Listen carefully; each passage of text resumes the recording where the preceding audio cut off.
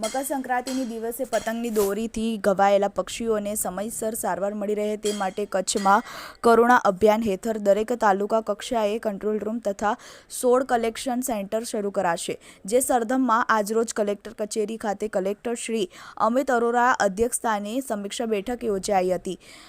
બેઠકમાં પૂર્વ કચ્છ નાયબ વન સંરક્ષક શ્રી ગોવિંદ સરવૈયાએ કરુણા અભિયાન અંતર્ગત કચ્છમાં આયોજનની વિગતો રજૂ કરી હતી, જેમાં સમગ્ર કચ્છમાં દરેક તાલુકા કક્ષાએ કંટ્રોલ રૂમ શરૂ કરવા સાથે કુલ 16 સ્થળે ઘાયલ પક્ષીઓ માટે કલેક્શન સેન્ટર શરૂ કરવામાં આવશે।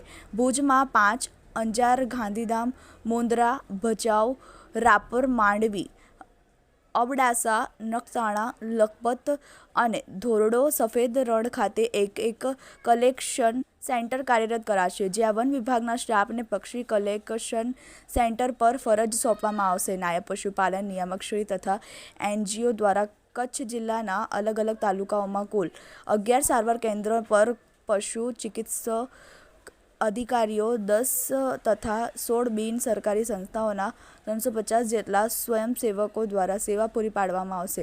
તે ઉપરાંત કરુણા અભિયાન અંગેની જાગૃતતા અને પ્રચાર માટે પેમ્ફલેટ વિતરણ કરવા તથા જાહેર સ્થળોએ બેનર લગાવવામાં આવશે। શાળાઓમાં ચાઇનીઝ માંજા ઉપયોગ ન કરવા પ્રતિજ્ઞા કાર્યક્રમ યોજવામાં આવશે। રાજ્યમાં તમામ પક્ષી સારવાર કેન્દ્ર દર્શાવતા ઓનલાઈન મેપની લિંક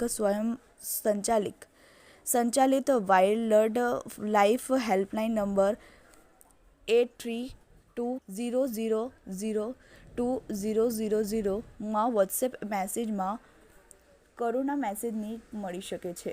પીજીવીસીએલ દ્વારા ઉત્તરાયણ પર્વ પહેલા બાદ વીજ લાઇન કનેક્શન ચકાસણી કરાશે તથા ઉત્તરાયણ પર્વ બાદ વીજ લાઇન પર લટકતી દોરીઓ દૂર કરવા કાર્યવાહી કરવામાં આવશે। ચાઇનીઝ માંજાનો ઉપયોગ અટકાવવા માટે વન વિભાગ તથા પોલીસ વિભાગ દ્વારા સંયુક્ત ટીમ બનાવી કોમ્બિંગ કરવામાં આવશે। આજની બેઠકમાં કલેક્ટરશ્રીએ કરુણા અભિયાન અંતર્ગત વિગતો મેળવીને આ બાબતે જરૂરી માર્ગદર્શન આપ્યું હતું। બેઠક કચ્છ પશ્ચિમ વન વિભાગ, વિસ્તરણ વન વિભાગ, બન્ની વન વિભાગના નાયબ વન સંરક્ષકશ્રીઓ, નાયબ પશુપાલન નિયામકશ્રી તથા સંલગ્ન વિભાગના અધિકારીશ્રીઓ તથા એનજીઓના પ્રતિનિધિશ્રીઓ હાજર રહ્યા હતા। Rathod Dharamsinh, TV18 news, Kutch.